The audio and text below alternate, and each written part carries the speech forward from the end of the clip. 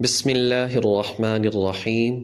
عقائد اسلام میں ایک عقیدہ ہے حقیقت نبوت۔ نبی ایسے انسان کو، مرد کو کہتے ہیں جو اللہ تعالیٰ کی طرف سے مبعوث ہو، معصوم عن الخطا ہو اور اس کی اتباع اور پیروی سب پر فرض ہو۔ یعنی نبی انسان ہوتا ہے اور انسانوں میں سے مرد ہوتا ہے۔ اس کے علاوہ اللہ کی ذات نے کسی اور مخلوق میں یا عورت کو کبھی نبی نہیں بنایا۔ اللہ کی طرف سے بھیجا ہوا ہوتا ہے، یعنی کہ کوئی اپنی مرضی سے نبی نہیں بن سکتا۔ نبوت ایک وہبی چیز ہے، یعنی کہ اللہ کے دینے سے ہی ملتی ہے، محنت کوشش کرنے سے نہیں مل سکتی۔ معصوم عن الخطا ہوتا ہے، یعنی چھوٹے اور بڑے، صغیرہ اور کبیرہ ہر طرح کے گناہوں سے معصوم اور پاک ہوتا ہے کہ اللہ تعالیٰ اس سے گناہ ہونے ہی نہیں دیتا۔ اس کی اتباع کرنا سب کے لیے لازم، ضروری اور فرض ہوتا ہے۔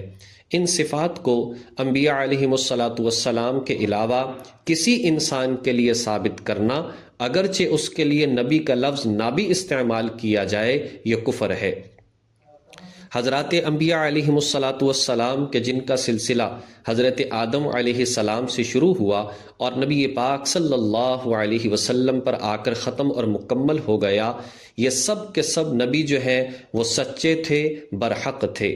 اور جتنے بھی انبیاء دنیا سے رخصت ہو چکے ہیں، یہ سب کے سب اپنی قبروں کے اندر بھی حقیقتاً اسی طرح سے نبی ہیں جیسے دنیا کے اندر ظاہری حیات جب موجود تھی اس وقت نبی اور رسول تھے۔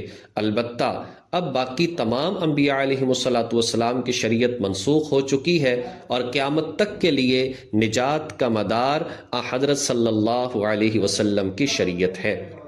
تو معلوم یہ ہو گیا کہ حضرات انبیاء علیہم الصلاۃ والسلام جو ہیں وہ انسان ہوتے ہیں، اللہ کی طرف سے بھیجے ہوئے ہوتے ہیں، معصوم عن الخطا ہوتے ہیں، ان کی اتباع اور پیروی جو ہے سب کے لیے لازم اور ضروری ہوتی ہے۔ اللہ تعالیٰ نے جنات کے لیے بھی اگر نبی بنا کر بھیجا تو انسان ہی کو نبی بنا کر بھیجا، اگرچہ وہ شریعت کے مکلف ہیں، لیکن اللہ تعالیٰ کی ذات نے جنات میں سے بھی کبھی کسی کو نبی نہیں بنایا۔ مسائل میں غسل کے احکام کے حوالے سے غسل کی دو قسمیں ہیں، ایک غسل فرض ہے اور دوسرا غسل سنت ہے۔ فرض غسل یعنی کس کس طریقے سے مردوں عورتوں پر غسل فرض ہوتا ہے، اس میں مردوں کے حوالے سے ایک بات تو یہ ہے کہ جب شہوت کے ساتھ منی خارج ہو، یعنی کہ احتلام ہو جائے، جس کو نائٹ فال کہا جاتا ہے، احتلام ہو جائے، شہوت کے ساتھ منی کا اخراج ہو جائے، اس سے غسل فرض ہو جاتا ہے۔ صرف رطوبت کا نکلنا، بغیر شہوت کے لیس دار مادے کا نکلنا، یا شہوت ہو لیکن صرف رطوبت خارج ہو، مکمل اخراج نہ ہو، تو اس سے غسل فرض نہیں ہوتا۔ اسی طریقے سے جنابت کی حالت، یعنی کہ مرد جو ہے اپنی زوجہ کے ساتھ ملاپ کرے، انٹرکوس ہو جائے، چاہے ڈسچارج ہو یا نہ ہو، دونوں پر غسل فرض ہو جاتا ہے۔ جو نائٹ فال کی صورت ہے یہ عورتوں کے اندر نہ ہونے کے برابر ہے، یعنی کہ کوئی 1000 عورتیں ہوں تو شاید 2-3 کو جو ہے احتلام ہوتا ہو۔ جہاں تک عورتوں کا تعلق ہے، عورتوں پر غسل ایک تو احتلام کی صورت میں لازم ہو جاتا ہے، دوسرا یہ ہے ازدواجی تعلقات کی صورت میں لازم ہو جاتا ہے، اور تیسرا یہ ہے کہ حیض اور نفاس سے جب پاک ہو جائیں تو اس وقت میں غسل فرض ہو جاتا ہے۔ حیض نفاس ہم پہلے سبق کے اندر یہ بات پڑھ چکے ہیں۔ حیض یعنی کہ مخصوص جو ایام ہے، ماہواری ہے، اس سے جب پاک ہو، اور نفاس یعنی کہ بچے کی پیدائش کے بعد جب خون بند ہو جائے تو اس صورت میں غسل عورت پر فرض ہو جاتا ہے۔ اور ایک یہ ہے کہ کوئی اگر فوت ہو جائے تو زندوں کے لیے فرض اور لازم ہے کہ میت کو غسل دیں۔ سنت غسل کے حوالے سے دیکھیں، ایک تو ہے سنت مؤکدہ، لازم اور ضروری۔ سنت مؤکدہ کا مطلب یہ ہوتا ہے اگر اس کو نہ ادا کیا تو یہ شخص قابل ملامت ہے، شریعت اس کو برا بھلا کہتی ہے۔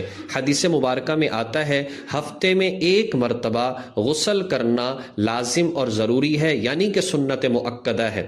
اب اس کے اندر بہتر یہ ہے کہ ہفتے میں جمعے کے دن غسل کر لیا جائے، چونکہ جمعہ بہت زیادہ تاکید کی گئی ہے، بہت زیادہ فضیلت بیان کی گئی ہے۔ تو جمعے کے دن غسل کرنا یہ مسنون ہے، یعنی کہ اچھا ہے۔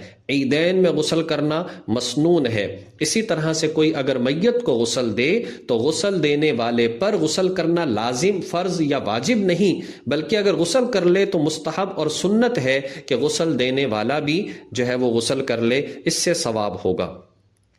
پھر اسی طریقے سے غسل کے جو فرائض ہیں، غسل کے 3 فرائض ہیں۔ نمبر 1، منہ بھر کے اچھی طرح سے کلی کرنا۔ یاد رکھیے کہ غرارہ کرنا مستحب تو ہے لیکن لازم اور ضروری نہیں ہے۔ جو فرض ہے وہ یہ ہے کہ منہ بھر کے اچھے طریقے سے کلی کر لے۔ نمبر 2، ناک میں اچھے طریقے سے پانی ڈال لے کہ نرم ہڈی تک پہنچ جائے۔ اور نمبر 3، پورے جسم پر پانی بہا لے کہ ایک نقطے کے برابر بھی جگہ خشک نہ رہے۔ یہ فرائض جیسے مرضی پورے ہو جائیں، اس طرح سے جو غسل ہے وہ ہو جاتا ہے۔ اور اس طرح کے غسل کے ساتھ بعد میں وضو انسان نہ بھی کرے تو تب بھی اس کی نماز ٹھیک ہو جاتی ہے، البتہ اس کو وضو کرنے کا ثواب نہیں ملے گا۔ ہاں، سنت جو غسل ہے اس کے اندر برکات بھی ہیں، اس کے اندر سارے فائدے بھی ہیں۔ سنت غسل کیا ہے کہ سب سے پہلے انسان جو ہے گندگی کو صاف کرے، جہاں پر گندگی لگی ہے استنجا کر لے یا نائٹ فال ہوا ہے اس صورت میں وہاں سے جو ہے مادہ منویہ کو دھو دے، ایک تو یہ کام کر لے۔ اس کے بعد وضو کرے جیسے نماز کے لیے وضو کرتے ہیں، اور اس میں اس بات کی فکر نہ کرے کہ میرے جسم پر کپڑے نہیں تو میرا وضو نہیں ہو سکتا، نہیں، بلکہ وضو کرے جیسے ہم نماز کے لیے وضو کرتے ہیں۔ پھر اپنے سر پر پانی بہائے، پھر دائیں کندھے پر پانی بہائے، پھر بائیں کندھے پر پانی بہائے، اس طریقے سے کر لے۔ اور اچھے طریقے سے صابن کے ساتھ اپنے جسم کو ملنا بھی مسنون اور سنت ہے۔ پہلے تو لوگ جو ہاتھوں کے ذریعے سے پانی ڈالتے، کسی برتن کے ذریعے سے پانی ڈالتے تو سر پر دائیں بائیں ڈال لیتے، اب تو شاور ہے، اس طرح سے ہے، لہٰذا اسی کے اندر سارا کچھ آ جاتا ہے۔ بس جسم پر اچھے طریقے سے پانی بہا لے تو اس کے ذریعے سے سنت بھی ادا ہو جاتی ہے اور فرائض بھی ادا ہو جاتے ہیں۔